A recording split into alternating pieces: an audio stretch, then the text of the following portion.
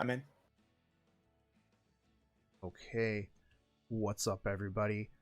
Welcome to the last day of the Shotgun Shogun Winter Snowdown Champions Cup.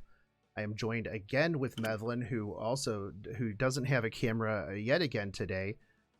He's going to Getting cancel called his out. he's going to cancel his order, and he's going to get one primed so that we have one for next time.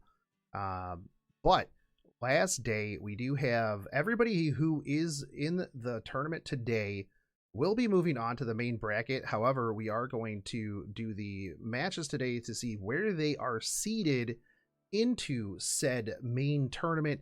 In December, it will be another 3-day tournament. Friday, Saturday, Sunday, just like this one, 3 days of RTA. Super excited about it. If you guys are looking for the bracket, !bracket will take you there. And I'm super excited for these matches. A lot of pretty interesting stuff. 100% ML crowd representation yesterday. For a unit that people said the modifiers weren't amazing when he first came out, gotta admit the representation and the impressiveness of this unit has been absolutely insane. I think that unit just is really high scaling. That's why we see them pretty high up here in high legend, but not so much in lower levels. Right. And I think that to that point, a lot of times in the high, like with the higher level RTA, right, you don't expect to be one shot, right? You're not going to get cleaved usually, and even if you do, bringing an adamant ML Crow into cleave still not that bad of an idea, just for the extra mitigation. But you're right, usually those fights, higher tier RTA fights, tend to go a little bit longer than the lower tier ones, and with the defense penetrating AoE is just ridiculous when you're going up against the tanky bruiser stall meta that is up in the higher range. Exactly. I think it has to do too with the I-90 gear. I think I-90 gear really helped health and defense much more than attack and crit. At least that's my opinion. That's why we see that in higher level, people are a lot more tanky because gear level is a lot higher and it scales more towards being tanky than dealing damage. Yeah, no, absolutely. And even though you're tanky, a lot of times you do a lot of extra damage. That's why I like the tanky bruiser thing. And you focus a lot more on units that tend to scale a little bit better into frenzy as well. That's why you've seen a little bit of a surge in the higher damage Falconeer Quarries. The interesting thing is there's such a wide range of Falconeer Quarry builds. You can either have your 290 Falconeer Quarries, we've seen the Elbrus counterattack Falconeer Quarries, you have your late frenzy damage Falconeer Quarries, which you tend to build a little bit more on the heavy defense with the crit and the crit damage, because once you get a defense break on, a lot of people aren't going to be expecting that huge damage out of the typical control Falconeer Quarry, which is also interesting. One of the things too that I noticed yesterday, a lot of raw ML haste picks into non-revive teams, and I think that's really big, because not only does that block out the potential revive pick, unless you're going to absolutely ban the ML haste, but again, it goes back to that true damage, making the tanky bruisers not as big of a threat just because, well, your defensive stat doesn't do anything against them. Yeah, true damage is really OP right now, and I'm kind of scared since there's not much counter to true damage aside from health, which means bruisers are just going to get even stronger. Yeah, no, absolutely. And it's interesting too, because they keep talking about the fact that the tanky bruiser meta is real big, and they're going to try to introduce sets, they're going to try to introduce characters that are there to kind of combat the tanky bruiser meta. But it's funny because they're like, oh, hey, we understand the tanky bruiser meta is a big problem right now, so we're gonna give you ML Crow, who Another tanky is bruiser a meta. tanky bruiser that counters tanky bruisers. I'm So really yeah, scared for them right now. The current way path they're that's SG is implementing new characters. I'm worried that they don't know what to do. Because yeah, I personally don't know what to do either. yeah. So the thing is they put out Urvalen, right? And Urvalen kind of heralded as the, oh, this is going to be able to, tank buster. This is going to be the Hmm. tank buster character. Scales off of the difference in HP, everything like that. But I feel like it kind of fell a little bit short, right? Because you're not, if you build enough survival on him so that he doesn't just get blown up by, a speed bruiser, a Rylet, something along those lines.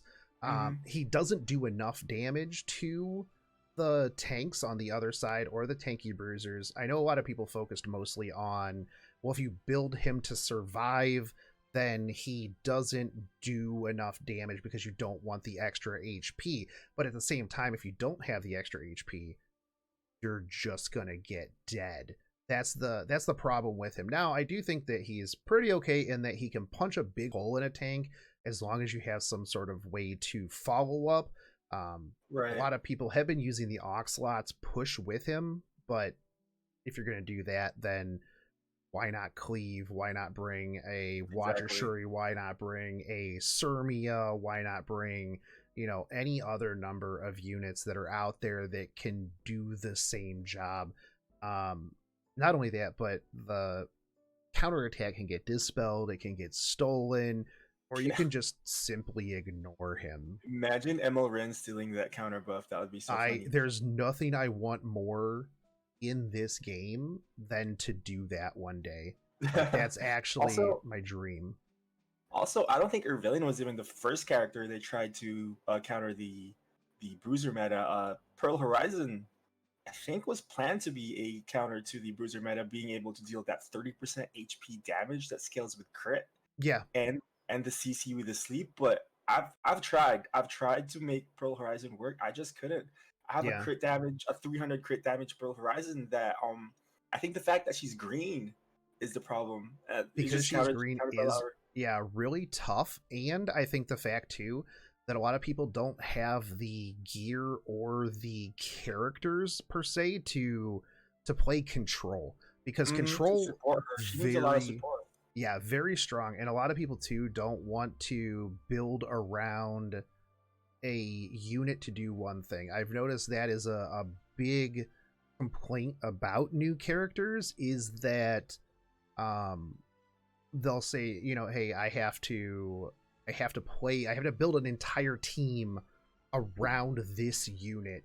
But the interesting thing is that we have seen um the tank meta, right, in a lot of these matches. The penta knight first pick. It'll be interesting to see if anybody picks 6 knights today. How many knights are there? Can we just see a 10 knight teams? Oh god. Knights versus knights. Actually, that would be interesting. Mevlin, what are you doing tomorrow? We'll set up a room and we'll Have 10 do nights. 10 knights. First come, first serve on the night table. But the other thing too that I thought was kind of interesting is that I think that ML Crow actually displaced a Tywin as one of the more cancerous knights in the Yep. game. Um Not just that, because he actually counters a Tywin being yeah, able to put that immunity. So a Tywin instantly drops down just because he has immunity. yeah, no, absolutely. Maybe that was their answer to everybody requesting ML Tywin nerfs, is they just go, okay, well, we'll just give you ML Crow. This this answers everything. Who do you think though is more toxic, if you had to wager a guess, between SSB and ML Crow currently? I mean, I think it's Emil Crow. Just because Emil Crow only has Basar as an answer, like Basar is a really good answer, and Bryce Area. And Yeah, I just can't think of anyone else. You need that strip unbuffable to counter Emil Crow and potentially CC them after. But then Right. it's still, you got 15%. There's just so many things that could go wrong if you try to counter ML Crow. Yeah, I think that really the big answer to ML Crow, and one of the things that I've actually had success with when it comes to fighting ML Crow is basically just you have to control him. Mm-hmm. He had some success when it comes to like the ML Rin control with him, which I think that ML Rin is just a phenomenal character in general. Cheers. She's more anti-buff than most anti-buffers Then Landy. than Landy. Although, you know, we Landy. did see a Landy in the tournament, and I We watched did. back through it, and I think that had he not taken Landy into an SSB, it would have worked out a lot better. The problem is that an SSB stops pretty much anybody with a lot of cleave. And I think that Mm-hmm. even in that situation, you just opt not um to not use the SS3, just or the SS3, the S3, and just focus on the S1 because Landy does have a lot of damage from that S1, especially if you're using the likes of like a Rosa into double ups on that. It's really big. She can cycle a lot very fast. I do think it'll be interesting to see what they do with the Landy buff. I think that realistically, what she needs is more defense instead of more offense. I think that once she gets into like mid frenzy, we did see her do a lot of damage. Once she got to mid frenzy, the problem is she wasn't able to stay alive, right? Yeah, so But I'm kind of scared too. I do think she needs more defense, but then we're complaining about Emma Crow. Like, what if she just ends up being a second Emma Crow?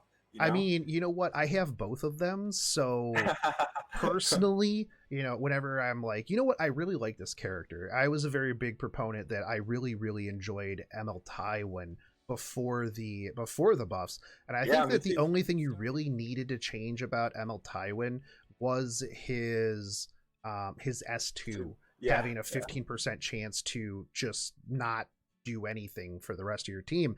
Um, right. but The stun yeah, is a bit too much. I think it was unhealable back then, and they changed it to it was. Yep. stun. Yeah. So they And changed it to unhealable was stun. okay. Like Yeah. that's a decent debuff for a lot of solo carries, right? Like Rowlet. If well, I guess you don't hit Rowlet, but Yeah. Yeah. No, for But you sure. know what I mean, like a Emelcan, right? Getting unhealable is a huge debuff since he can't 1v4. So like it Right. wasn't irrelevant. And I just don't understand why they made it to stun. Like Yeah. that's way too much. And though I think though now I think the big problem was just changing it so that they didn't do any, like the soul burn is only 10 souls, and that Yeah, allows you to cycle that really fast. Like it's insane just how fast like you can literally lock an entire team down with just a Tywin. And at first I was going the offensive Tywin, but now you have these 8 Tywins out there that are rocking like 200 effectiveness, that's what I and have. I they, mean, yeah, just just super huge. But yeah, you know, let's talk about the people, the our contestants for the first round here. Washable Platty, who forgot to sign up for the last tournament, so he was forced to cast with me and Deity, showing up that he is not showing that he is not washed up, making it all the way here to the semifinals, and Edward stepping in for Easy Clap, the #1 arena player. I was a little bit sad that he had to dip out during the before the tournament even started, but Edward coming in and showing that the triple D's very strong. Really enjoying watching him play, as well as Platty. So we are going to get into the first round. These are going to be best of 3s. So let's do this. Are you expecting to see an ML Crow expecting pick? to see Emma Crow ban. I think it's gonna be a ban. I think I it's think going to be a both ban. players are gonna be too scared. I don't know. I think they both have it, but that 50-50, Yeah. it would be too scary. Like not having first pick might force someone to just go, hey, I don't want to risk it. I don't know how to deal with Emma Crowd. Let me just ban it. Yeah, no, I completely agree with you. It's interesting when you see it. We do see the ML crowd ban. We also see the FCC ban here, which just goes to show the strength of FCC, that even though she's been around forever, such a very, very strong character in the game. We do see Washable picking up the first pick. Ruel says, hey, you know what? I'm not letting you take Tank and Ruel first pick. Luluka, I've always wanted Luluka, but... Hey, you'll get your ML version soon. So we do see something interesting here. This has been a pick from a while back. The first pick, Alencia, is going to come out. Actually. Yeah. Alencia's not showing any more prominence in the current meta. I'm not sure what shifted. I think she's still pretty strong, but I guess the tanks just like are better first picks, and then once you get to the lower picks, you got to counter those picks, so you don't have room for Alencia. Yeah, now it's interesting to see on the Washable side here. So he actually picks a DN into, what are these drafts? This is a crazy draft for the first round of the day. A Melissa and we've seen a Ravi, but I'm surprised that Washable picked the DN into the Alencia, because Alencia hard counter to DN. We also see the Basar, which actually Basar is good into Alencia, because if you can land that on buffable, no mind's eye. Also stealing that Basar before Edward can pick him, so that DN, you could just counter, you could just ban Alencia here, so if Edward doesn't have a second stripper, that and Washable picks up a Landy in the semifinals. What a mad lad here. What is Beat Dude Man's thunder here? Is trying to say, hey, you played Landy, I'm gonna show you how to play Landy and actually win this time. Yeah, Washable went through last night and was just like, you know what, we're changing things up today. You thought you were gonna see a Penta Knight pick? Is there even a Knight on this field? There's not even a Knight picked here. There isn't. They're both banned, and we do see an SSB pick. Wow, they're banning real quick. The ML Haste ban into the Basar ban. That landing pick kind of screwed Platy, because it was just a little bit for Edward, but let's see what Platy has in store for us here. I mean, Edward has double fire, and I don't know that that's gonna... Melissa is so fast. That is a fast Melissa. Do we just see a dead... Who do you go for here? Do you just go for the RB?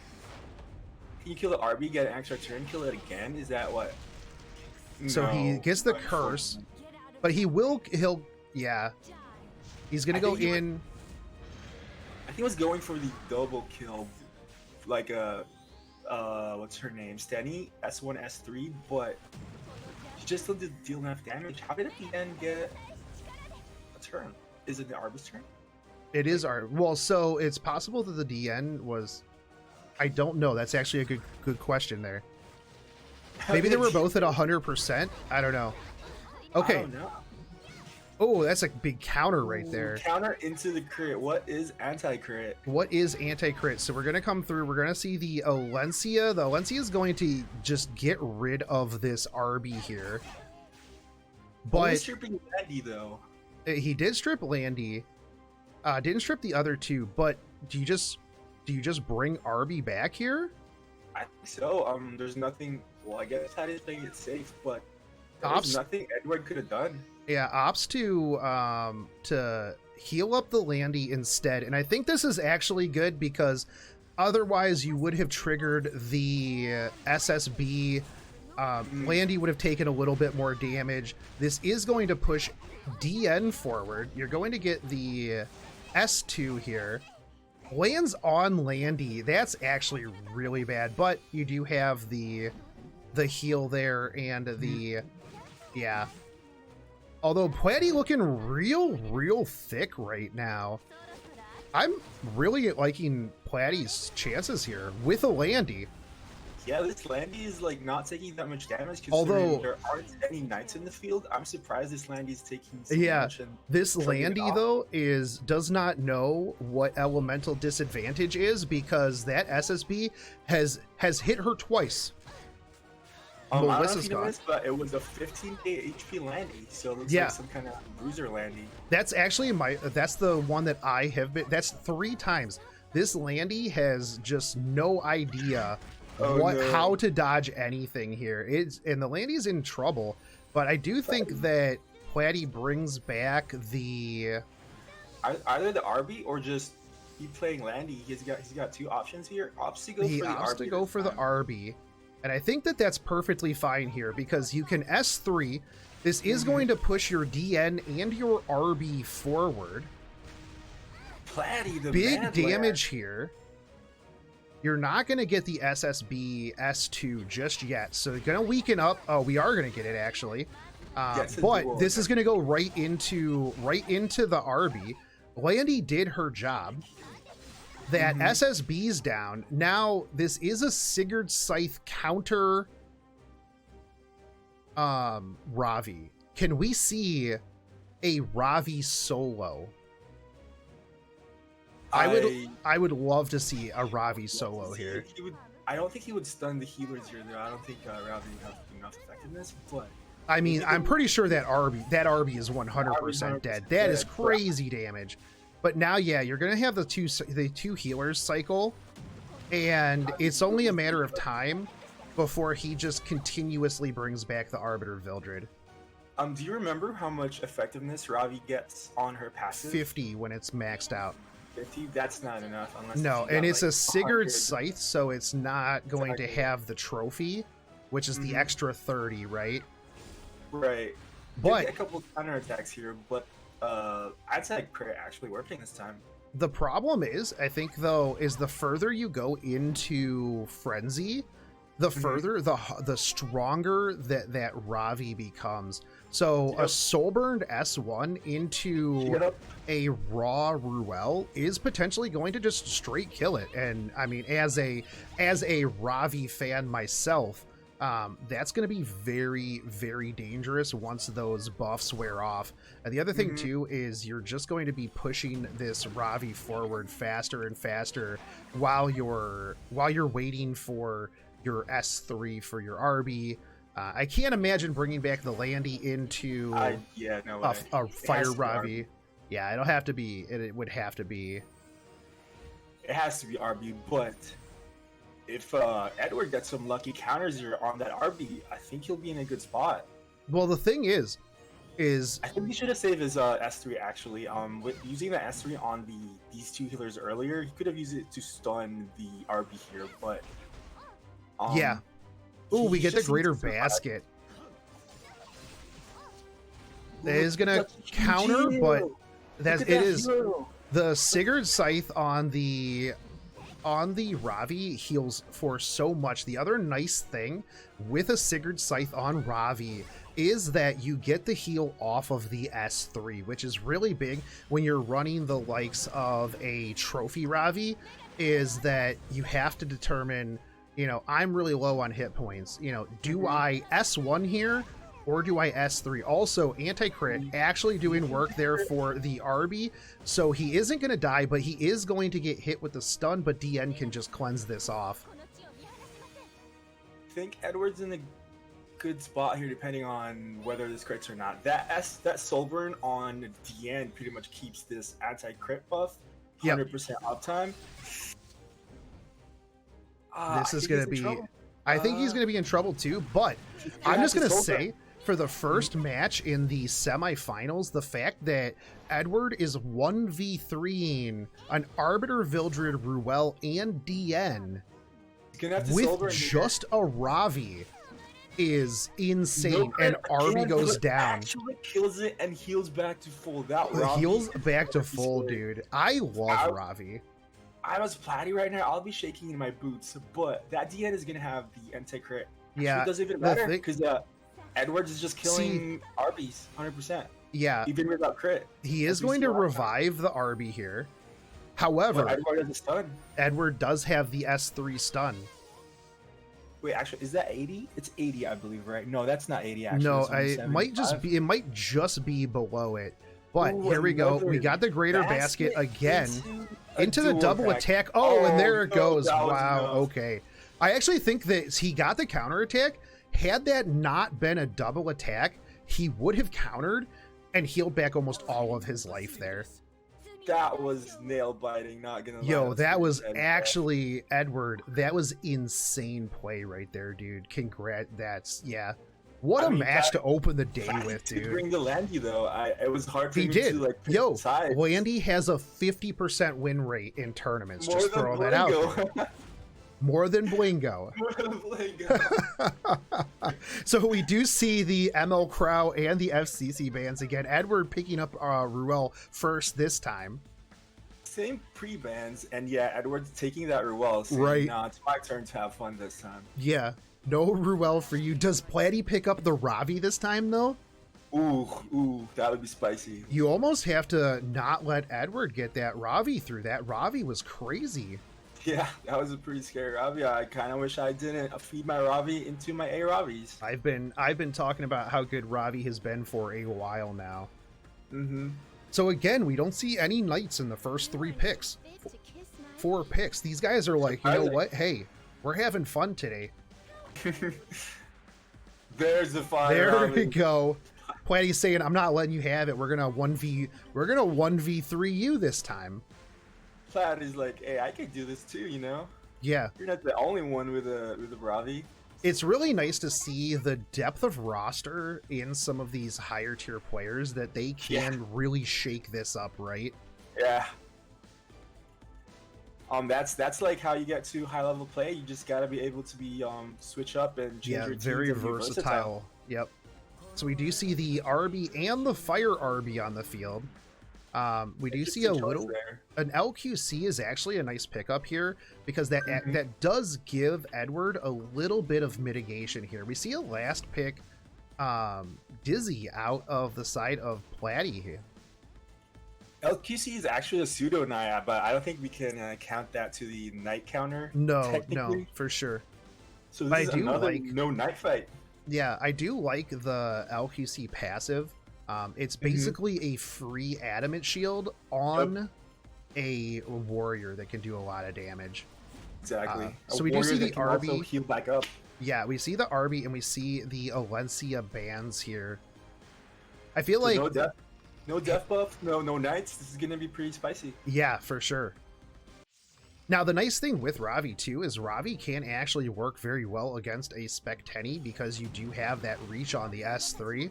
And it does a lot of damage. So between Dizzy and the Ravi here, I think that the Spec Tenny is in danger. You also have the mitigation too on the Platty side in the form of the ML Haste. So there is mitigation on both sides now. I'm that do people like keeping Ravi alive for a while, or is it better to just burst her down? I've actually never fought Ravi's in a lot of matches. A lot of times whenever I bring my Ravi in, people just try to blow up my Ravi as fast as possible. That's what I thought too, but so this is a good tactic right here. The S3 into the Kayron is very, very solid because you get that immortality out of the way. It's almost the same. Ooh, anti-crit finally working over here. I love it. You love to see it when it's yours.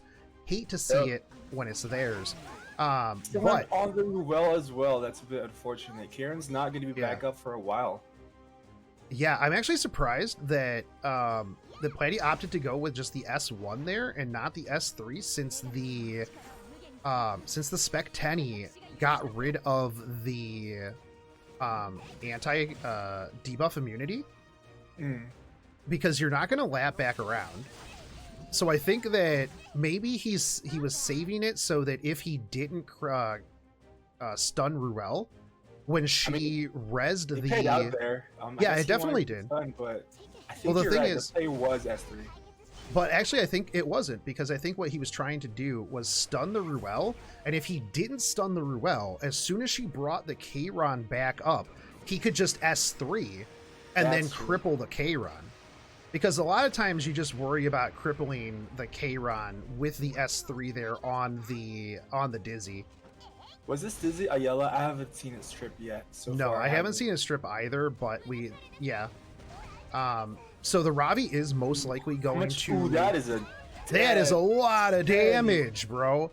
Oh yeah, no, And then your Ruel is just going to be deado here. And then the LQC. Platty, showing dominance in this fight. Platty taking this to town, dude. Jeez.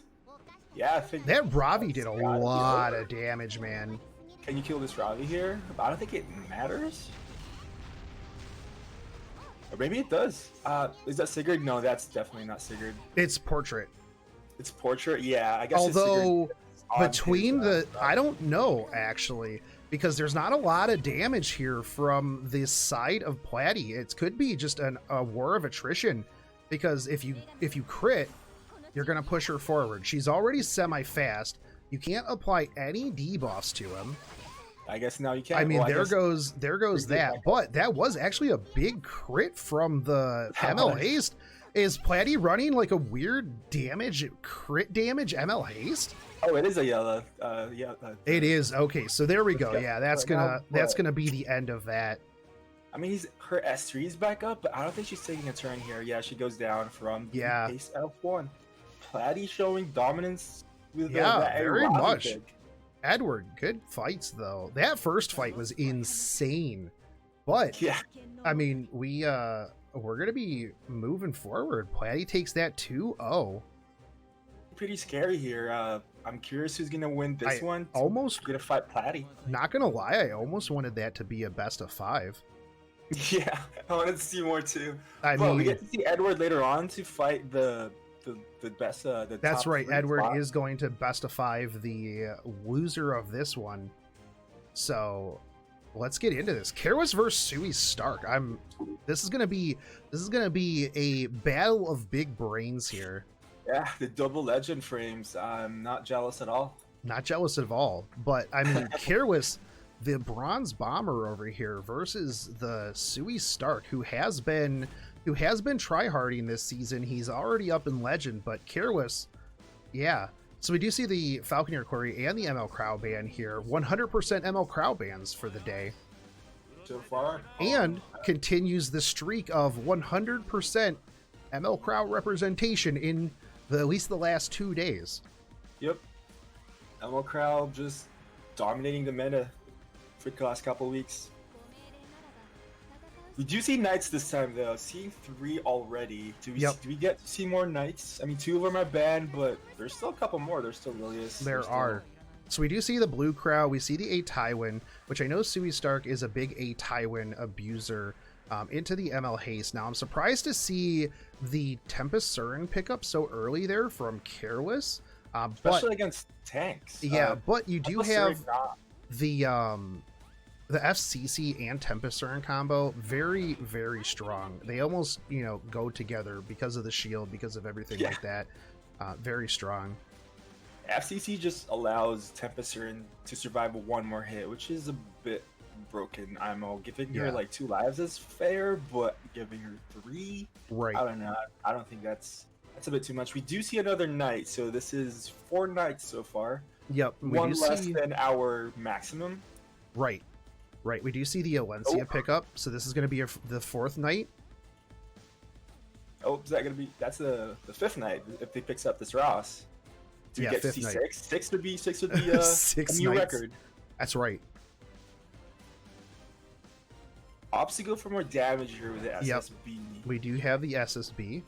Freddy's got 3 damage dealers, so I'm surprised he's going for SSB here, considering Sui still has a final pick. Hovers over the Blingo just to tease just to tease you, and then we get the Ruel last pick here. Ruel now, to ML Case is pretty interesting, but I guess Carlos doesn't really care. Well, so I know that when ML Haste first came out and everybody was using it, Karwas had to go up against an ML Haste, and everybody's like, "Oh, terrible pick!" But you can always use the S3 before you die.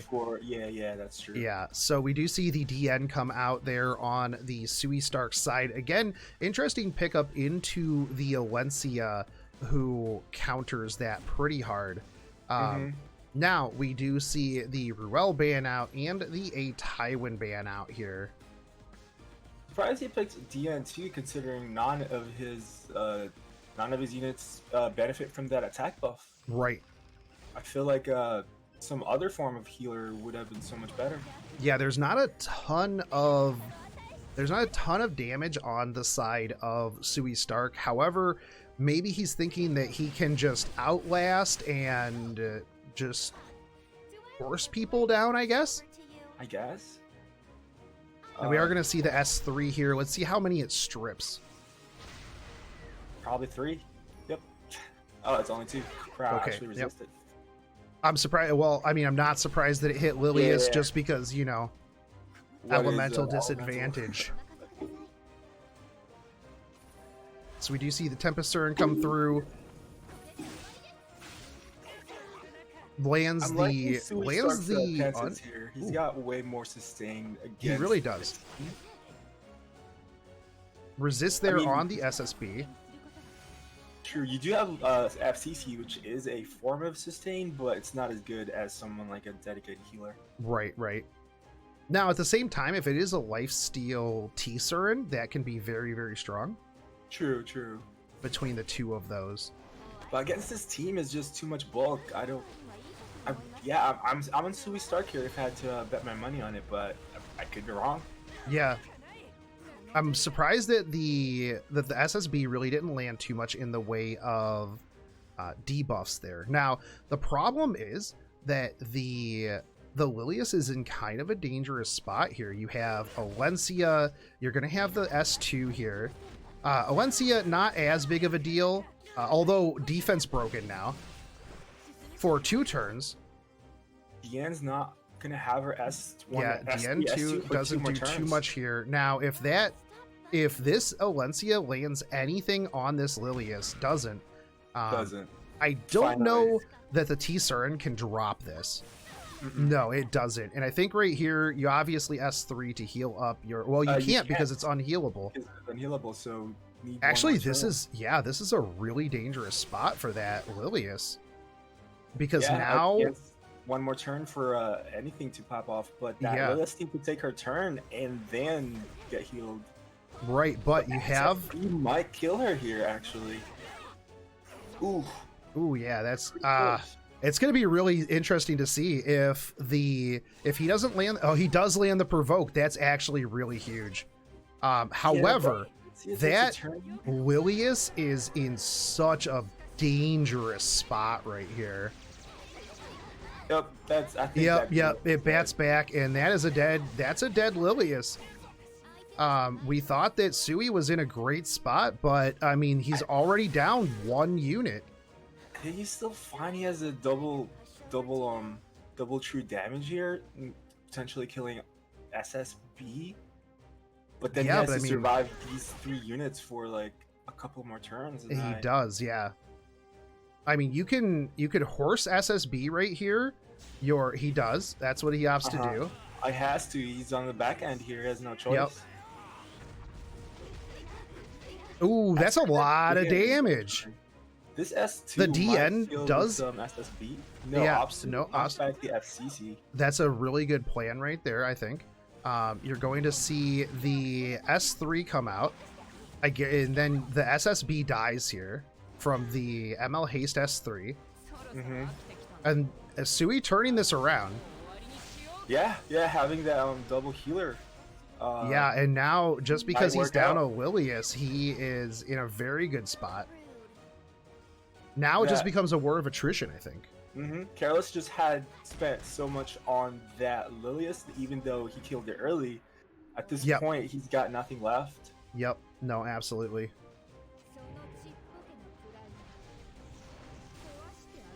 Yeah, it just goes to show the power of like who needs damage when you have Crow.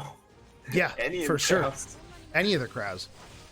I mean, Blue Crow has kind of dropped off just a little bit in RTA just because there are other ways to deal with him. Falconer Quarries, FCC to a point, as long as you can time that your S3 around his horse. And I think he dropped off when a Tywin popped off, and that kind of makes sense. That too, yeah. Especially the high effectiveness Tywins. Exactly. Yep, Careless in trouble here. Suey Stark had I think he just had the very bulky team that Careless had no sustain. Yeah. Idles cheer as well on this. And that just goes back to my point. Yeah, the ML Haste like almost always has Idles cheer. Mm-hmm. I think actually an ML Haste with Idles cheer, I was using that for a hot minute into cleave teams because you have the mitigation, you have the Idles cheer for the push, things like that, and then you just come right back in, and then you can S3 to heal everybody.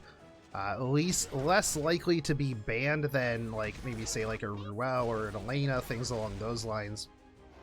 Plus, a lot of cleave players love to play their RB first picks, just because they don't want to deal with RB. Yeah, absolutely. Ooh, that's pretty good damage. It is, and I mean the thing is as we go, that T-Cern is going to ramp up in damage, so he almost has to like just take these out. However, he's going in on the... Oh, he does have a horse here. I'm pretty sure that means that Alencia is dead. The soul burn on the horse earlier gave one less the extra turn. Yeah. And that's game right there. There's no way. So the first one is going to go to Suey Stark. However, that was really good, a really good game. But I do think, like you said, Careless spent so much on that Willius early on that it just, you know, all the gas was out of the tank, and then once that horse was in range, you just doubled up on the true damage, and it was just huge, crazy damage. Kind of wishing Suey Stark would win this because I lost to Suey Stark, so I could just say, hey, I lost to the best guy, so it wasn't my fault. Yeah. See another with Emerald Crow pre-ban as well. Nobody likes dealing with Emerald Crow. I'm pretty sure Suey Stark has Emerald Crow too. Right, but remember, it goes back to what we were talking about. Sometimes you pre-ban that which you don't want to deal with because 50% chance you have to go up against it. So we do see another LQC this time around, second LQC today, and... Was that a mispick or something? Let's see what happened there. Okay. Oh, they just went back in? Alright, wait. No, it didn't.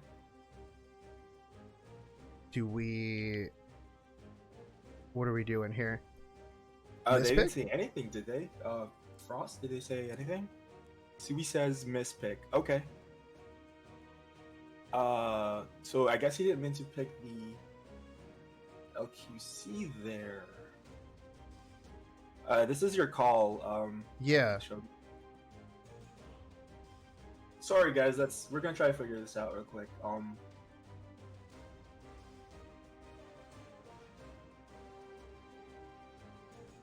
Yeah, I don't think we had a stipulation for that. Hold on one sec. Yeah, there's no precedent, so I think. Okay, yeah, we'll just remake that. What was the picks? I think it was. I have to go back. Do they remember the picks? Because it has to be the same picks. Just pick the same. Yeah, just pick the same picks.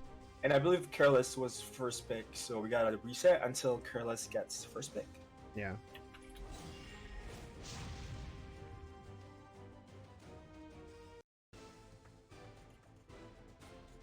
Yeah, I was a bit surprised. Surprised LQC kind of makes sense that it could have been a mispick. Probably was going for Ruel there. I'm not sure, but fortunately, Careless gets first pick this time. We don't have to do the reset over and over again. And he was going for Emerald Tyrant. Okay. Yeah.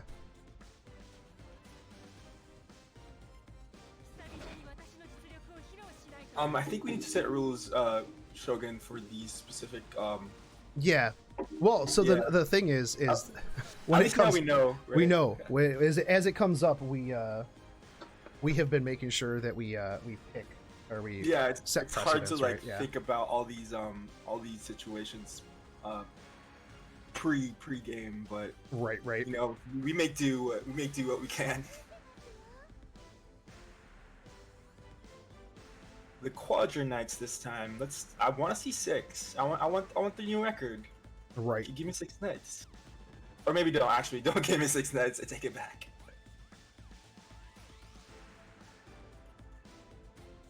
So we do see very safe drafts here. We do see the ML Haste pickup from the Careless side here. And the Lilius.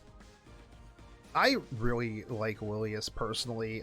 She enables a lot with the double attacks, especially if you have multiple units that do things on their S1, which, I mean, let's be real, most things do extra stuff on their S1s these days. So her kit is so overloaded. You have the Fullburn Taunt, 2-turn taunt. That's pretty huge. Cleanse. You don't need any effectiveness. Cleanse and that dual attack. Like, she just does so much. We do see our first Rylet of the day. That's true. It is the first Rylet. Surprising. We have seen a lot of Alencia today too. Yeah. Compared to like yesterday, I barely saw Alencia. I think I saw like maybe. Careless picks up the HU Fine. HU Fine interesting. Into the Alencia. Pretty interesting choice here. She does have the FCC for that easier 100%. Easier evasion, yeah. Although we do see the SSB here, which, I mean, is almost a must ban against the HU Fine. Otherwise, you're just going to get backed so much. At the same time, though, you have the 8 Tywin. Too, yeah, the 8 Tywin's going to cleanse all those burns, so I don't know why he chose HU Fine here, but we're about to find out. Yeah, however, on the other side, though, is if the 8 Tywin is getting rid of the burns, that's going to be triggering his battle command, allowing you to do other things, right? That's true. The potential provoke. Provoke, yeah. So Alencia opts to strip all the buffs here. This is a very fast Alencia. It is. Looks like a stripper Alencia. Yeah. So we will see the push forward, greater attack here from Careless. You are going to have that shield again, so that evasion is huge. It is, especially since Suisark only has Alencia as a main source of damage, and I guess the crowd too, but you don't care about crowd missing though. Right. Taunts the Alencia here. Interesting choice. But I guess I feel like you work the Alencia down at this point. Yep, you get rid of the defense buff there. The provoke back on the Lilius is kind of big, I think. It is kind of big. I always forget that ML Haste also has a Dispel on his S1. Yep. That unit has so many skills, so much utility. So we are going to see the battle command come through. The provokes actually are going to be stripped off here because that's going to take... Double burn is huge, and you have the burn on the Alencia. The double attack, though, the double up into the Tywin is going to re-provoke, though. Alencia opts to hit HU Fine here, removing that shield and removing that 100%. Now here's the question: do you think? So we see the skill nullifier come out. Do we see? Okay, so there's the counter attack. Do we see the heal here to put the HU Fine back all the way up to the top? You could S3 into the Alencia, yeah.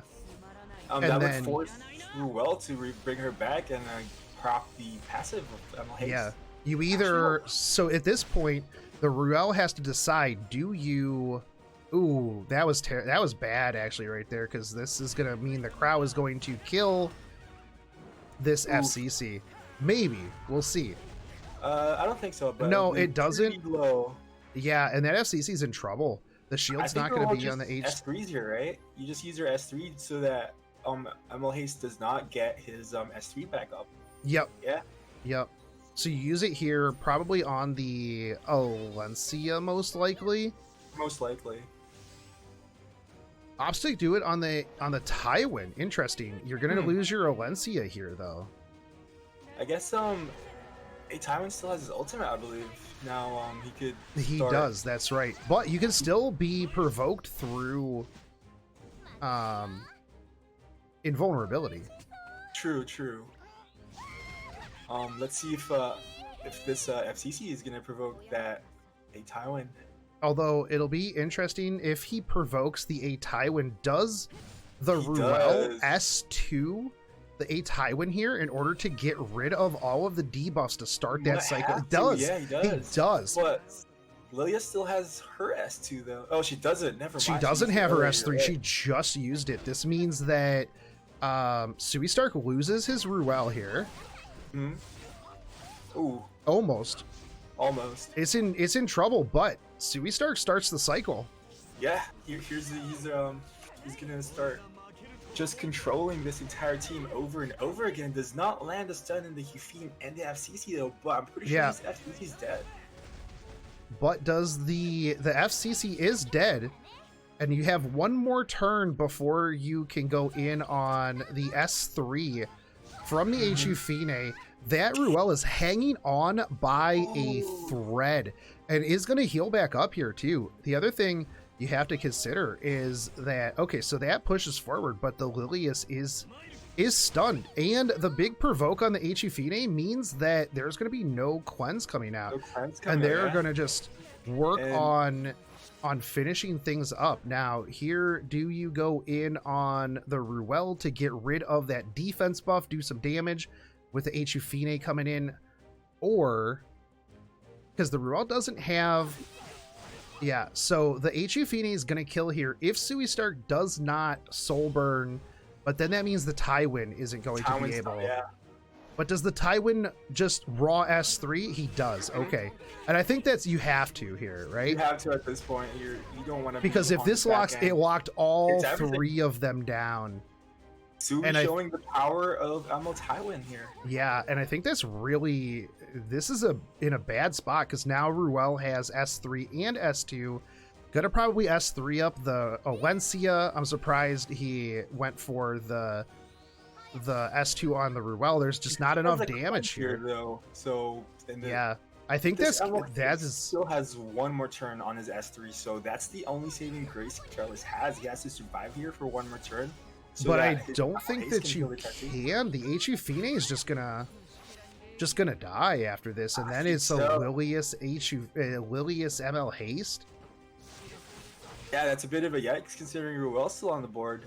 Yeah, I mean, right there, and then no matter what this crowd no matter what does, this it's is. done.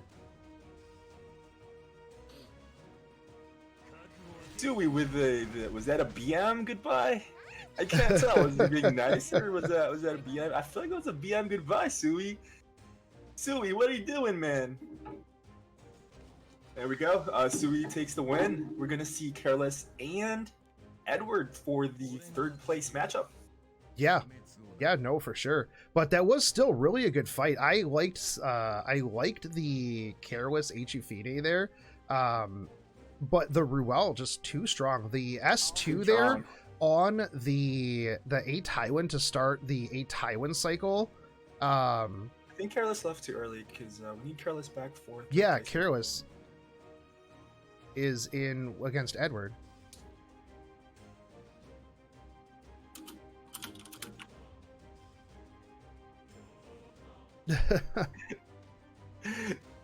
But this is going to be a best of 5. But I did like the Careless HU Fine there. It was did.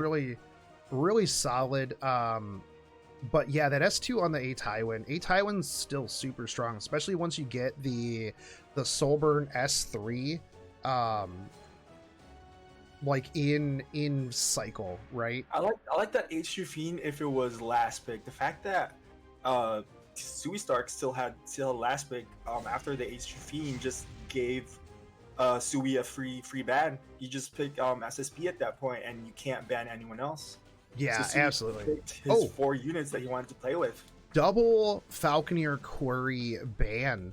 We didn't see an ML Tywin or an ML Crow ban, and ML Careless Crow picks it first up. pick. Yeah. We also I see mean- the FCC first pick. Ooh, First? is he gonna? No, he's not gonna. Yeah, there's no Okay, way. then we go into a Rylot. Rylet. Makes sense since Flurry's been banned. The Yeah. only hard counter for Rylot right now. Going double Crow. ML Double Haste. Crow into Elmo Haste, that's triple true damage team on the left side. That's right. Doesn't matter how much defense you bring to the table. Doesn't matter if you evade. Doesn't matter if you evade. All right, we see the Arb pick up. Another Alencia. Yeah, a lot of Alencia today, actually. Really surprising. I mean, I don't like the Alencia pick here, though. We already said it's a triple true damage. Maybe that defense buff probably not going to do much. Yeah, but I think maybe he's bringing it for the strip onto the ML Crows, the defense buff from the regular Crow, stuff along those lines. I think that is the pick there for the Alencia, and I guess Edward doesn't have Bazaar because Bazaar would have been really good against those 3 units that Careless has. Yeah, but we do know that Careless also has the Echufine. So that is true. That would have been an answer to a Bazaar pick. Do we see a last pick Bazaar here from Edward? That would be the play, I think. You just ban out like that Kairon. Yeah. Are we gonna see the blue Kisei? Most likely. We'll see either the blue Kisei or the SSB. He's hovering both of them. Deciding to go with the SSB. Not as spicy as I want it to be. We do see the Fire RB, though, on the same side as the normal RB. I feel like the ban here most likely is going to be the Rylet, depending on what the last ban is, or last pick is. It's the Rowana. I don't like picking Rowana into SSB if you don't have a second counter, because now you're playing, like I said, all the time, rock, paper, scissors. Right, if he bans your Rowana, you need to ban SSB. If he doesn't ban your Rowana, you don't ban SSB. Now you're like in this state of mind game. Right, and thankfully we have a 30-second delay, so they can't stream snipe. So exactly. So we do see the ML Haste, and we see the Rowana ban out here, and now you have a lot of mitigation and an SSB, which, if this Rylet opts to not dodge. Chances here. Yeah, no, for sure. We are going to push the RB back, which is a solid plan. The Alencia is going to be doing a fair bit of damage and stripping everything here, but you're going to just have the ML Crow put up the debuff immunity almost immediately. Well, actually immediately afterwards. That Alencia being slightly faster than ML Crow, probably a bit unfortunate on the speed RNG there on Edward's side. Yep. Now, the problem here is if you S3, this is going to just get rid of your... It's just going to get rid of all of your stuff, and it's going to give ML Crow a free extra turn. Exactly. Your RB is going to be defense broken, so your defense buff not as important. He does have a big shield over there, but I'm pretty sure that Kairon is just going to cook right through it. Yep, opts to go for the Kairon so he doesn't get 2 attacks here, which is pretty... actually doesn't even bring it down. Yeah, it does not bring it down. Is going to cook the RB. Double Knight power. I mean, he just gave Fire RB more damage here, guaranteeing that kill on the RB. Yep, 100%. You do get the double basket here, but I think through all the shields and the mitigation, and you also have Kairon is going to go into the Immortal now. You're going to have the bat back from the S2. He's going to just be able to loop back around and just kill RB again if he needs to. Pretty much that speed RNG, like I said, if that team did not have immunity, if that ML Crow was going first before the Alencia, that blind would have been so helpful. And we see the Crow is going to just horse into the Rylet. And even though Rylet dodged everything else, can't dodge the horse. Horse too fast, can't dodge horse. That's right. Opts to just step out. So 1-0 Careless. I think Careless had that draft there, actually. That draft was very, very strong for sure. Yeah, I did not like that Alencia pick from Edward's side, not gonna lie. Yeah. And that's one of the problems that Alencia has right now, is that there's just so much extra buff, extra mitigation that you can put back up. And unless you're using her into, like, let's say, you're using her as a Bruiser Cleave character, It's a little on the tough side to have her in there now. So we do see the ML Crow first pick up the Falconeer Quarry and the Blue Crow ban this time around. Both players not banning Emerald Crow either, opting to go, hey, I'm going to roll the dice for this 50-50, and Careless winning both of them so far. Winning both of them so far, and we see the FCC and the Rylet come out from the Edwards side, ML Crow, ML Haste, and Arbiter Vildred on the Careless side, which is very impressive because Careless, from what I understand, is very free to play. Probably one of the most free to play players in this entire game. Yeah, I don't know how this dude does it. Just amazing luck, amazing skills. Amazing. I feel like if I were to pick the Celine here, that would have been just a bad idea. There's no real buffs on the Careless side, although I do love to see a Celine. True, I think, but yeah, I don't think Celine would be a great idea. Oh, he does. So he does have the Basar, yeah. I think for last game, I would have picked Basar instead of Rwana and just banned the SSB. That way, you don't have to worry about, you don't have to worry about the ban phase. If Edward wins this one, send him a bill for the coaching fee. Yeah, I'll take your money. So we do see the HE come out from Careless. We do know that HE is pretty solid, very thick HE. However, not being able to hide behind the FCC shields here. It's true. Edward grabbing that FCC earlier because Careless picking the ML Crow, like we said, either ban him or you first pick him. Yep. No, 100%. A little bit more on the side of mitigation there on the Edwards side. However, I like this Careless pick, a double fire cleanse. Making that Basar, like, you pretty much have to ban this HU Fiend and hit the Lilius. It's gonna be tough. Yep. Now here's the Edward draft is pretty strong though. Do you ban the SSB or do you ban the Rylet? You do have a lot of pure damage here, but at the same time, they have Ruel. Edward opts to go for the Emerald Crow, so I think banning the interesting. Ban the SSB actually. So I think Careless was assuming that Edward was going to ban his HU Fiend because HU Fiend's such a strong counter against Basar, but I think Edward won that post ban there. Yeah, but at the same time, Careless has a lot of damage here, and they have no chance to bring this back. So like once things are dead. Things are dead.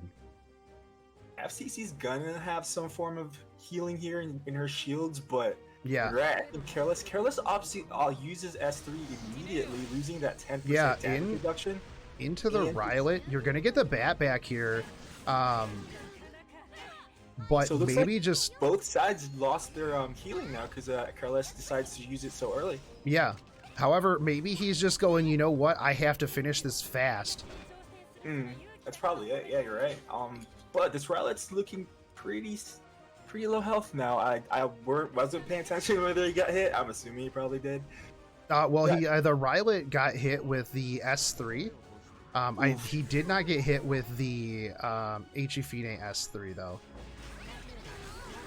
You just actually realized it's a slow Basar, so that HE did not have full health.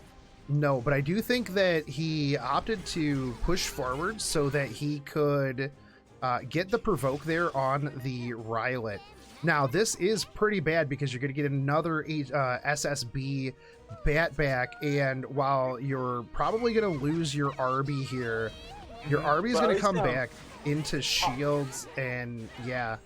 Yeah, but popping that skill null by HU Fiend was huge. That way, this RB can deal some damage, though. Has to hit the Rylet, though. It does not. The Rylet's going to kill somebody, and RB came back just to die yet again. Just like in the story, RB is dead. And the SSB is just going to S3 here into 3 defense broken units.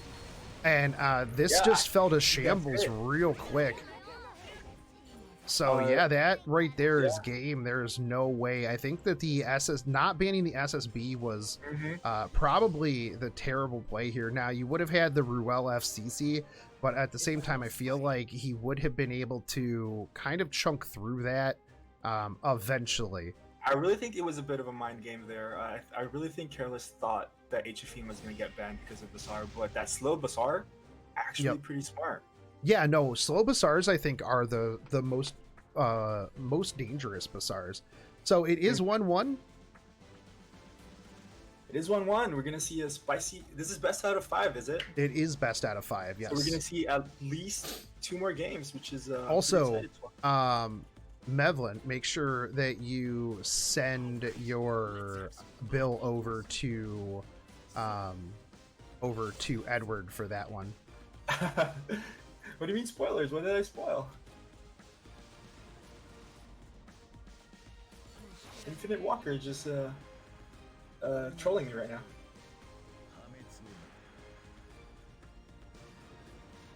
We do see Careless again getting that first pick. Both sides opting for the 50-50 and Careless getting picked for it. We're just seeing the salty run back here. Same teams. It is exactly the same team. But does Careless pick the SSB to take the SSB away from the side of Edward? And then how does that change Edward's side of the draft, right? Or maybe Careless just plans to ban the Basar and not worry about it. That's one way to go about it. Very possible. Like countering the Basar just puts you in a tough situation here because Edward still has last pick. And as we seen from last game, he just picks SSB if you go at Chifine. Hovering over Lilius, though, he might just go back to the same draft from last game he lost to and try to play the rock, paper, scissors game again. I feel like there's a better draft here for him, but I guess there's just no time to think about it. So he does opt to steal away the SSB and picks up the Hufine. However, he knows that his Hufine is faster than the Basar, and we see the Ravi pick up here from Edward's side. Bans the SSB immediately. Edward really want to play that Ravi, it seems like. Yeah. And Careless again with the ban on the Ruel. Now, I almost feel like this time around, he most likely is not going to raw S3 that ML haste right away. Right, I think so. I think the smart plan would be to save it just for that mitigation. Actually, that crowd is adamant shield, so it's a bit of a overlap of mitigation. So maybe that's why from the last match we just saw ML haste pop that S3 immediately because he was not using it. He was not getting the benefit from that 10% mitigation. Right. So he opts to S1 here, which I think was the play the last time around.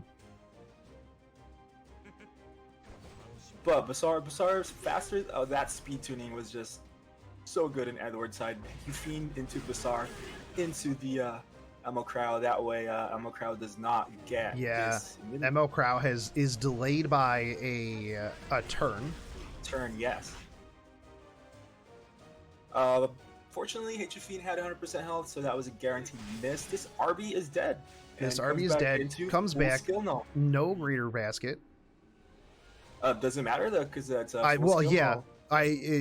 like to see RBs always come back in the greater basket, except when except when it's not get it if they're skill null. That's right.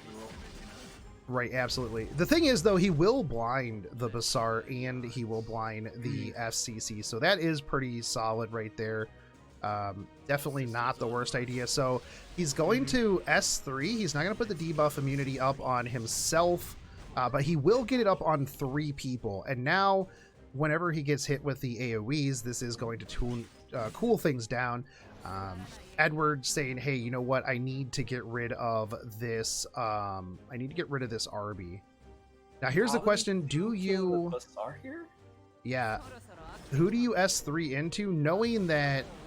Okay, so he opts to S3 into the Rylet again, but... Oh, that's actually a really solid target, because there's no way that he is getting rid of that. Plus, it pushes him forward because of the Idol's cheer. He is going to do... but still survives, but I think Rylet goes down here. Yeah, Hufine kills it. I'm pretty sure you S3, push forward. Yep. Even if on a miss, I think that's dead. Yeah. Echifine known for having high attack value, so even in a miss, it's Right, it's a and good now damage. you have miss chance on the Basar, so going to be into doesn't matter because most of them have a debuff immunity anyways. That was a big double attack though from the Ravi there. It Because is, that, but I think Edward's still on the back foot here. oh yeah, for sure. But can we see we know that Ravi is insane. Like that is the almost 1v3 Ravi. Yeah. Hitting the Ravi here. With the Ravi getting a counterattack, Arby is counterattack. dead. Heals back to 80% Heals back. health. Yeah, and you have the S3. Not that this is going to do anything against... Well, actually, the debuff immunity is going to be wearing off of the Echifine here. We've got burns on everybody. Ooh, and he's in Sigurd's Scythe. This is going to be a big S3. This is going to heal so much. See, that's why that right there is why I like the Sigurd Scythe Ravi. That went from that went almost to full health. Stunning the units there too means that they just wasted their shields, considering yeah, ML Kraus shield only lasts for a single turn. Oh, and the stun. Ravi. This Bloodmoon Haste has one more turn for his S3 heal, but this Ravi is going to get so much CR since it's the only unit left. Yeah, we do have the horse here. It's gonna push forward. That was huge damage. We do have a push forward here. Kill here. I think Echifine and he's gonna need a counter. He needs to survive this attack and counter. Does not get a counter. Oh yeah. Okay. Unfortunately, gonna go down. Yeah, that was a lot of damage from that ML Crow. Rip, yeah. Rip Robbie. That Ravi probably need a little more speed. It's a bit hard considering it's on counter set, but if it had a little bit more speed, he could have tried to sustain a little bit more. Ripperino, so 2-1 counter. Yeah, personally, I'm not a big fan of counter Ravi. I really like speed Ravi, just because relying when the counter hits, it's amazing, but when it doesn't, it feels bad. So I mean, I think it's fun to go counter, but just you need probably speed boots at the very least. Oh yeah, at the very least. Balance those stats a little bit so that you don't rely too much on your RNG. Yeah, 100%. We got different bans this time. Now we get a Crow and SSB ban. And Kerwis just non-stop first pick. I'm pretty sure that Kerwis actually paid Smilegate to assure that he gets first pick every single time. We do see the ML Crow come out. Looks like Careless really wants to play that Echifine. He's gonna. I think he's assuming that Edward's gonna play Basar here. I wonder if Edward plays Basar, knowing that SSB's banned and Careless has Echifine. Yeah, absolutely. Edward thinking hard here, trying to see like what he's trying to play.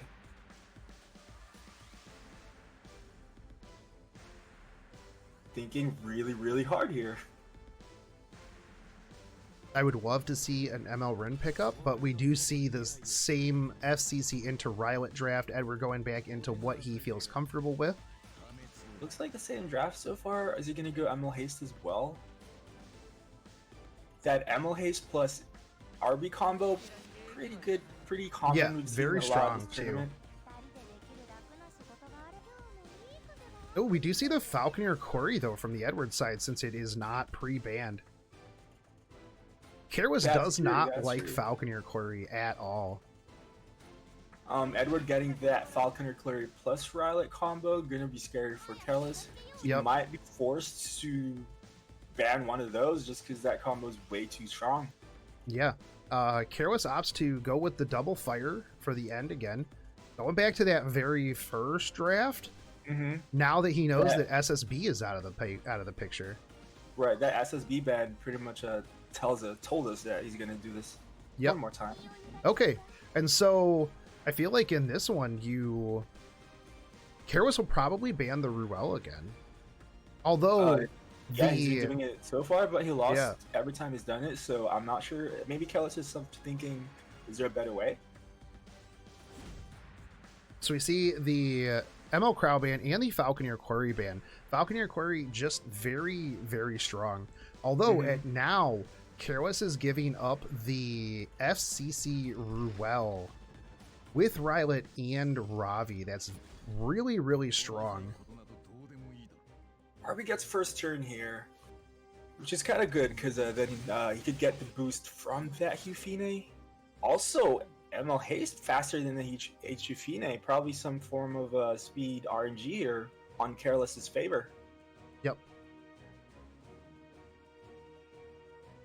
So what does he opt to do here? He opts to S3 early again. I don't know that I really like the early S3 because it gets rid of the mitigation, it gets rid of the ability to heal, but with the Hufine pushing forward here, this really does help with turn cycling here. Opts to S3. Now he's giving the Rylet a lot of just extra charges. That was a lot of damage there. This is a bruiser combo. Yeah, this is a bruiser Lilius. However, a lot of that work has just been completely negated. Yeah, I'm not sure. Opts to what this was worth here. Yeah, opts to pop the RB early. You're gonna be feeding that RB and feed that opts to S1. That's probably a smart play. You don't want to feed this Ravi either. Yeah. No stun on the Ravi this time. That's a Halig Lance Lilius, so it looks like a bruiser Lance Lilius. Tries to go into this Ruel again, but that Ruel hella tanky though. Right, and this is gonna... Okay, it does not miss the Rylet though. That's actually pretty big. Double burns on the Rylet. Double burns. Scary. I feel like had he saved that S3 with the double burns, yeah, that Rylet would have been in a bad spot. But this Ruel forcing to S3 herself, not letting that haste probably herself, I'm not sure, but not letting that haste get the S3 reset. No, he opts to S3 the Rylet. That seems like a very interesting interesting option there. What reasoning Edward had there. I mean, I'm sure he has one. Right. I mean, I guess maybe just in case it didn't miss. It doesn't miss. Actually, that was really smart because I'm pretty sure that Rylet would have been dead right there. But we do get the double attack onto the RB. RB drops. The Rylet is blind though, so that's kind of nice on the Karwas side, but Karwas in a bad spot here. I think he is. This Rylet's gonna S3 and have 3 stacks. Oh, blind doesn't matter. Yep, hits the Hufine, and I think that'll be 3-1. Oh, 1-3, I believe. No, it's 2-2. 2-2? Yeah. Oh, yeah. My bad. Yeah, we're going to the 5th match. 5th spicy match. Let's go. That's right. It always surprises me a little bit when Karwas does the S3 so early. I'm wondering what his reasoning is there, but he did win, so you know. Oh, he lost. No. Yeah, one time he won. He won last game. Yeah. Right. But he also held on to. I need more coffee. I'm not gonna lie. Yeah. I just woke up like right when you pinged me. So Edward gets the ML crowd this time around. Right, Edward finally getting that first pick he wanted, and Careless changing his pre-ban here. He pre-banned SSB last time, now he's pre-banning FCC. Yeah. Let's see, this is going to be a different draft, because this is the first time Edward gets first pick, and he first picks the ML crowd that Careless has been first picking the entire time. Yep. But we do see Careless go to the ML Haste draft and the Lilius draft. Now we do know that Bryce area, that Lilius is a bruiser Lilius. Edward picking up the Rylet and the RB. Careless has been picking RB every single time, and Edward just snatches both of those up. I mean, Careless still has Animal Haste though, so that's a bit of an interesting choice on Edward's side. It's supposed to be countered, so he's pretty much countering himself. Careless opts to go for this Ruel, denying more revives on Edward's side. Yeah, because he knows that Edward does pick up that that Ruel quite often. We see an A Ravi. Double revive while stealing that ML Haste. I like that from Careless's side. Yeah. I almost thought we were going to see the Ravi versus Ravi, but we see the A-Ross come out, which is actually very strong. Surprisingly, not seeing a lot of A-Raz in the last couple of games. Dark we see a Dark Corvus here. Interesting. I like that pick. There's a lot of threats on the Edward side. Damage on the side. So yeah. Dark Corvus can potentially pop off. Right. Opts to pick the SSB last pick. SSB into Dark Corvus? Yeah, I feel like you ban Dark Corvus at that point. Yeah, otherwise, you're just going to be feeding him charges non-stop. Yeah. Mm-hmm. We see Edward banning the ML Haste here. Removing one of the heals and the RB counter. So we do see the Rylet drop. And the Rylet being dropped. I think I like Edward's chances here, even though actually he doesn't have any heals, so maybe that Dark Corvus can just get chopped down slowly before he could pop off and kill all the units on Careless's team. Right. We also don't know how high damage this A-Ravi is. A-Ravi has a lot of self-heal mitigation. Very hard to take her down, especially once she gets ramped up. Edward did get the greater basket or greater attack there, and that was a lot of damage coming out. You're also going to have this ML Crow come through on almost half-dead units. Mm-hmm. How many people does this kill? Oh, it kills the Lilius, and that A-Ravi is really, really hurt. Now, here's the greater basket into only a single mitigation problem. And Careless just goes, you know what? I'm done. I'm done for the day. That was a lot of damage. That was so much damage, even with a double revive. It was going to be very hard for Careless to bring that back up. Yeah, Edward taking it, though, 3-2. GG, Careless. GG, Careless. GG, Edward. Yeah. Edward, I loved the Ravi. Such good plays from both sides of this. It was pretty Definitely exciting gameplay. Excited to see both of those players into the Winter's Tournament Cup. Yeah. The Winter Snowdown? Winter Snowdown. Right? Yeah, that's right. Yeah. Snowdown, boys. Here, now we got the final fight. We see Sui and Platty, two of the most impressive players we've seen in the last couple of games.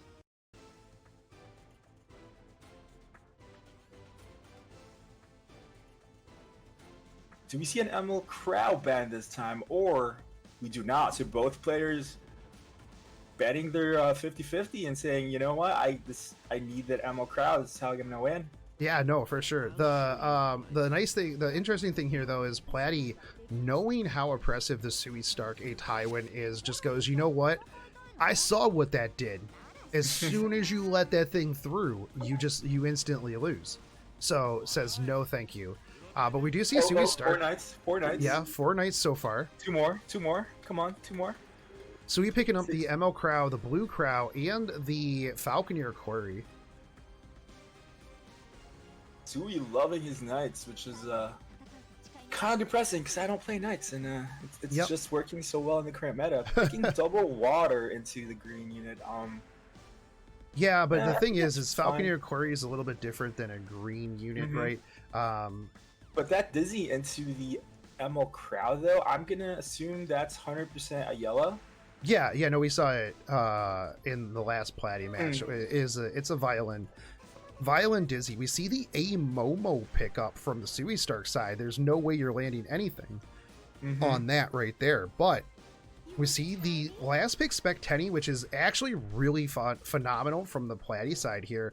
I feel like he kind of has to ban the ML Crow out, right.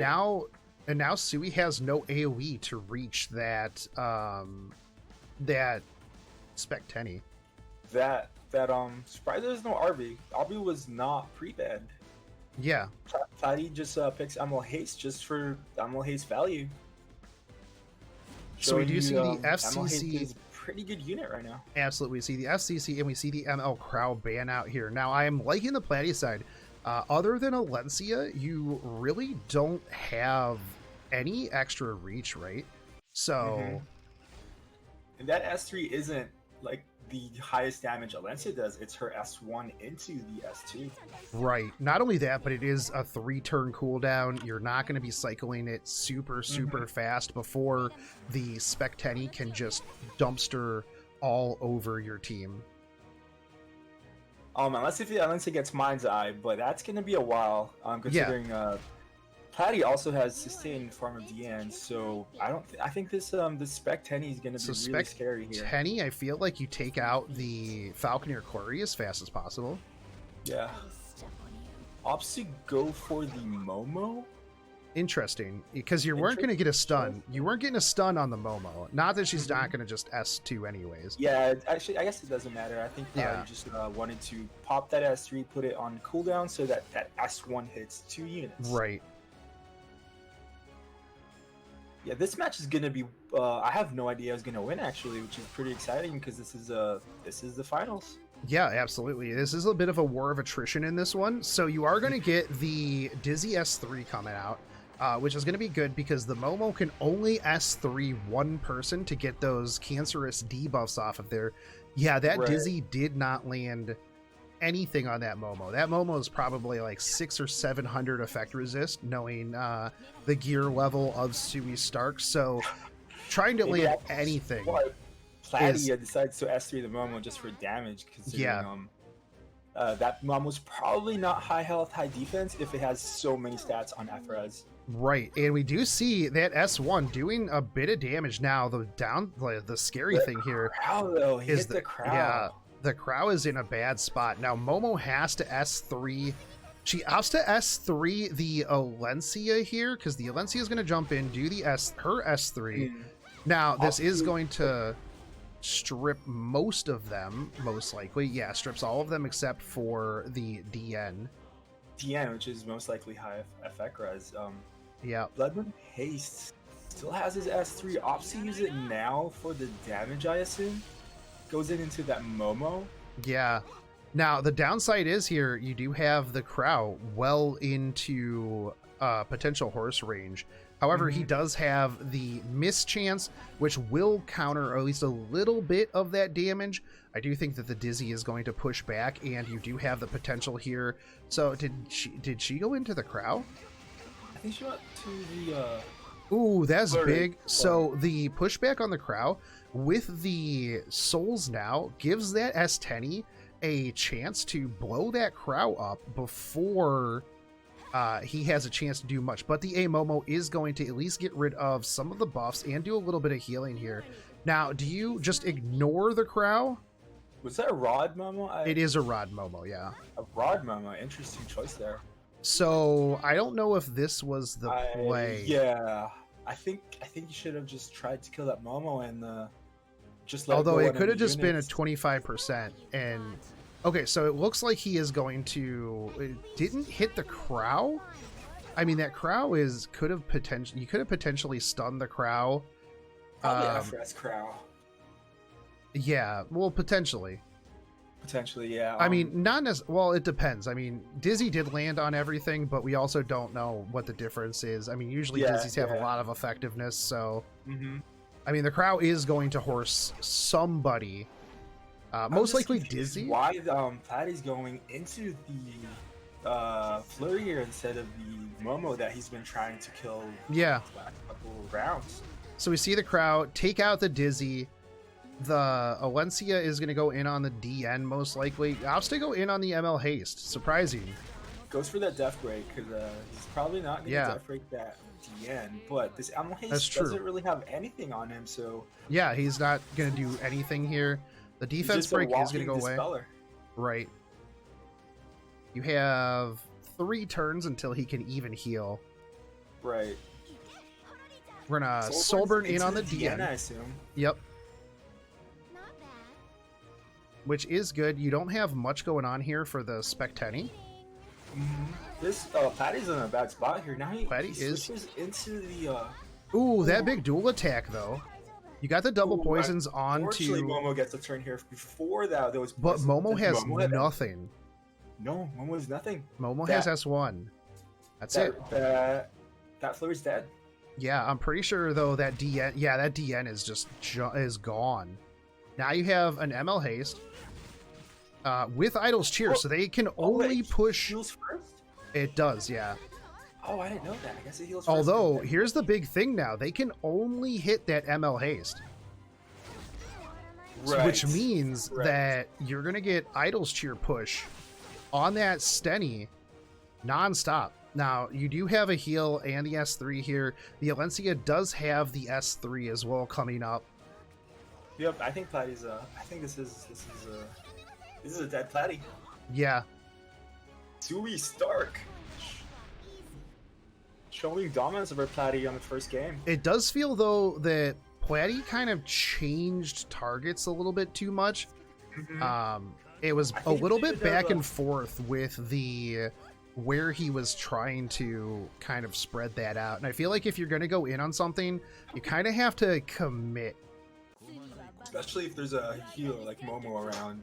Yeah, no, for sure. Having that S2 is an AoE heal, so you want to like commit on one unit. So we're gonna go to round 2, game number 2. I mean, yep. And we see we do see the ML Crow ban out this time. We do see the Ruel ban out, and Sui gets that A Tywin immediately right out the gate, first pick. I am not in the game. I'm still in the lobby. Is the game happening? Yeah, the game is happening. Let me step out. Go back in.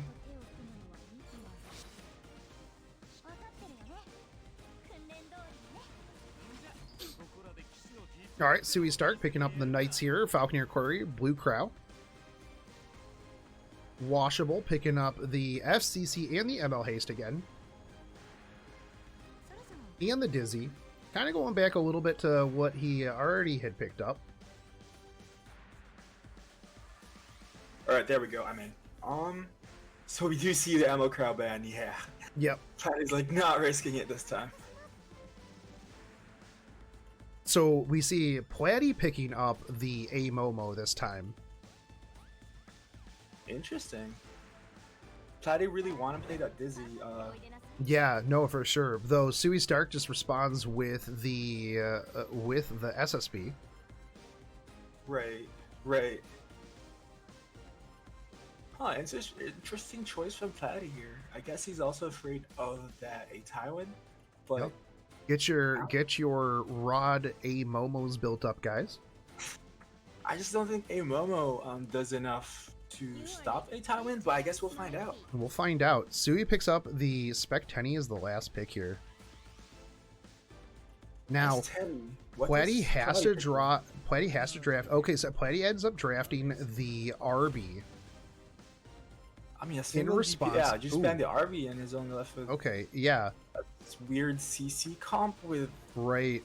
I don't know that Crow was the ban there, because now you have SSB, who is going to be really, really rough into Dizzy. The S10 might get controlled, but yeah, really depends on RNG as well. Right. I'm liking Sui Stark's team here more than Platy, but you're about to find out. Things happen in Epic7. 5% and 15%. Oh, we do see the double debuff there on the Dizzy, although it is going to bat out the early S3 here from the FCC, and that was a lot of damage there on the S10. It is, considering Sui Stark doesn't have any form of sustain. Yeah. To stun this SSB. I mean, I think Dizzy the thing is, yeah, you want to get the skill nullifier off of there. Just so that you can do the extra damage. So Sui using the souls right out the gate to get the ML Tywin cycle down. Does not land really much of anything here. I almost think that was a bit of a waste. That was a bit of a waste considering Dizzy and the ML Haste are probably the two units that you want to be stunned and slowed, but... Yeah, and the Dizzy was already stunned. Mm-hmm. So now here comes, you S3 the Dizzy. Okay, you got debuff immunity. The FCC is going to be able to get through the SSB S3 without a problem. Momo can start shedding off some of those debuffs here. Sui Stark goes for the S3 here, trying to get as much focus as possible. That's probably the play. Gets a counter into a bat back. Does trigger, though, the battle command here. So that's actually real big because the battle command is off, so now you can S3 without an issue. Ooh, that team's gonna get Yeah, so there's a bunch of cancer. Now this is the crazy Elbrus counter Falconeer Cory that is doing quite a bit of damage here, and that FCC is gonna die. Yeah, that unhealable from SSB. SSB best CC unit in the game, apparently. Yeah. I don't know why he opted to S3 here. He will be healing everybody else, but I mean, I guess maybe to just get as much damage in on the SSB to drop it as fast as possible. Yeah, I think he gave up on the FCC. Yeah, FCC dead. FCC is gonna lap and get a heal through, so he just probably did it for damage. But losing that 10% mitigation, though, probably should have saved it. Yeah, for sure, because the thing is like after this goes, you could have easily used that to just heal up as well alongside of the A Momo. The other thing too here is that the Spectenny shook off all those debuffs, and a blind attack down SSB still crit everybody. Right. As expected. Doesn't matter. And Falconeer Cory showing why Falconeer Cory is oppressive, taking the R and L turns there. And Obstago continue going into the SSB here. Now the Dizzy, all she has is the S1. Gonna just get bat back again. Blind attack down. Gonna just crit everybody yet again. Stanny's on. Yeah. Yeah, and Platty decides that, you know what, hey, yeah, not a great idea. I still don't understand the Blue Crow ban out there, because the Blue Crow most likely could have just been controlled by the Dizzy. So it is 2-0 Sui Stark right now. Platty's gonna have to. I'm putting my money on Sui, but I want to see a fifth game. Yeah. A spicy game. So right. I guess I'm switching to Platty now. Crow and the Ruel both banned out. Platty getting the first pick here. I guess that pre-ban not paying off. Right. Platty taking his time, actually thinking. This is decides to pick up the Falconeer Cory. Yeah, he is on the last life, so he does have to really think about this one. Sweep here in order to be the champion for this week's tournament. Triple night so far. I still haven't seen 6. Do we get to see 6 today? There's number 4. Do you get number 5? Night number 5? Nah. Do we go to the Lilius? There's a Lilius. There's a Roz. There's a Roz. There's a Fighter Maya. There's a Fighter Maya. There's a what's his name? There's Charlotte. All right, we do see Rylet come out. Platty getting that Rylet on Flurry combo. Pretty strong combo, but Sui Stark steals the Dizzy. Dizzy plus a Tywin, a pretty common combo we've seen right after a Tywin got buffed. That's right. Yeah, very, very cancerous. So we do see the S10 and the SSB pickup here from the Platty side. Now, who do you ban? Do you ban the Dizzy or the A Tywin? I feel like you ban the Dizzy on the side of Sui Stark, depending on what the last pickup here is. I mean, Platty not having any form of immunity. Ooh, that's going to be a tough ban now. Opts to go for Dizzy. We see the Dizzy and the Rylet ban here. I don't know how I feel about that one. That is a little rough, because you're just going to be pushing and cycling Sui Stark. Sui Stark's A Tywin. Sui Stark Tywin is going to be really scary with those. Yeah. I mean, sure, he doesn't have the most damage in the world, but at the same time, he's got excessive amounts of sustain. I mean, this is the probably condom control. Yeah. This is like a condom control comp on Sui Stark's side. Interesting here on the soul burned bird into the DN. Maybe it does delay. He wants to kill Sui here before she could get her anti-crit buff. maybe. I mean, that's so much sustain on Sui Star's side. And there so goes the defense break. Patty reapply. on like he's on a timer here, to be honest. Yeah, no, this is just real bad. I don't know how I feel about this one. Like, there's the S2 into the Tywin.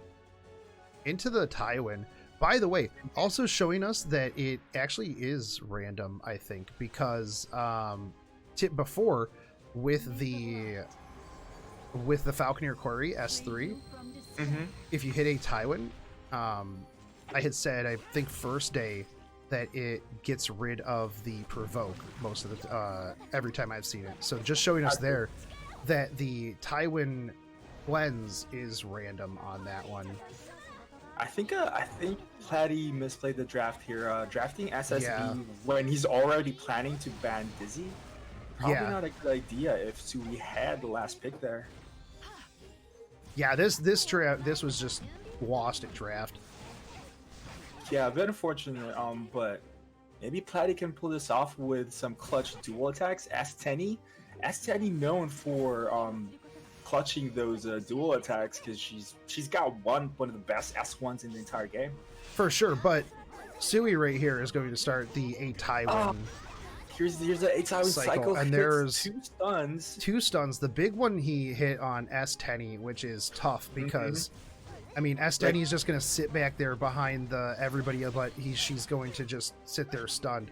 Now, he kind of wanted to stun on the SSB as well, so she doesn't feed that Rana, but unfortunately, she did not get stunned. Now, the slowdown here on the Crow is real big, but who do you kill here? You just kill the 8 Tywin and then slowly chunk everybody else down? I feel like that's the play. Because once 8 Tywin has a revive buff, though, but he does go up for the 8 Tywin. Oh, it doesn't even kill it, though. Not even close to, it's like 40%. It's a 19k Tywin, but yeah. It had a lot of shields, I guess, and was it Aureus probably? Aureus removing the shield on CC? I'm not 100% sure, but... Yeah, and the big thing here, too, is you are not going to have the souls to do anything with that Spectenny. Oh, yeah. Yeah, that a Tywin. The Elbrus counter a Tywin, whatever this is on, you're just never going to have those souls, and it's going to take a while, but they're just gonna burn you down. Also note, it was Platty who banned the a Tywin counter in the form of ML Crow, so... Right. Sui Stark. Sui Stark's so toxic. Sui Stark. Taking advantage of Platty's own pre-ban and there goes the Spectenny, here goes the SSB. I just feel like you with the players at this level with their gear, you have to get rid of the Rowana. This was just such a yikes. These two just emoting back and forth to each other. Yeah. Platty playing it out, giving me the extra ad revenue from the content. I appreciate it. Good guy, Platty. Good guy, Platty. He's going to hit me up afterwards and be like, hey, I extended this out. You got to give me a chunk of that ad revenue.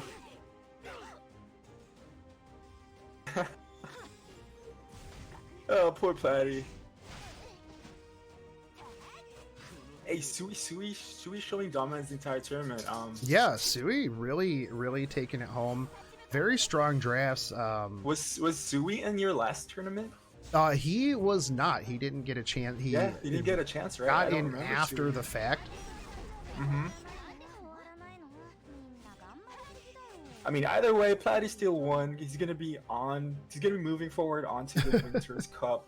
Yeah, no, for sure. Both players just having fun right now, emoting each other. Ooh, that actually did not land anything. That's what he needed earlier on. Yeah, no, for sure. Had that done that earlier on, that would have been a lot better for the side of Platty. We're gonna take this to Frenzy 27. And Falconeer Quarry is going to solo this whole thing because that is just what Falconeer Quarry is known for. Hey, gotta believe in Platty. That's right. dog is freaking out right now. He's really excited about this game. That's right. Dogs do that. Hey, But no, definitely been really good games. Sui has this 8th high win that Sui has is just disgusting. actually disgusting, really insane. They definitely Sui gonna get single-handedly going to get a Tywin nerfed after the devs see this tournament. But no, definitely. Hey, if a Tyrant gets nerfed, I could get my Flitica, so I will be very happy. There you go. There you go. But we actually didn't see much Flitica this tournament. You know why? I think it's because while Flitica is very, very OP, right? Very strong, very meta unit. Flitica enables cleave, which against a lot of the highest tier players, against a lot of the highest tier, gear and stuff like that. Cleave just really not as doable. So while Flitica very, very super strong in the earlier stages of the game, earlier stages of the RTA, you are going to have her drop off a little bit as well. The thing too with Flitica is that as soon as you see her in a draft, you know where it's going, right? Yep. So Sui is going to take first place this time around, 3-0 against Platty. Platty, though, I do feel like Platty had a little bit of a rough time in the drafts, right? Definitely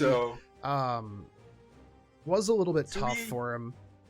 Sui playing the draft almost perfectly to the T, reading the opponent's like drafts and reading the pre-bans. Sui showing like this guy needs to make a video, teach us how to play this game.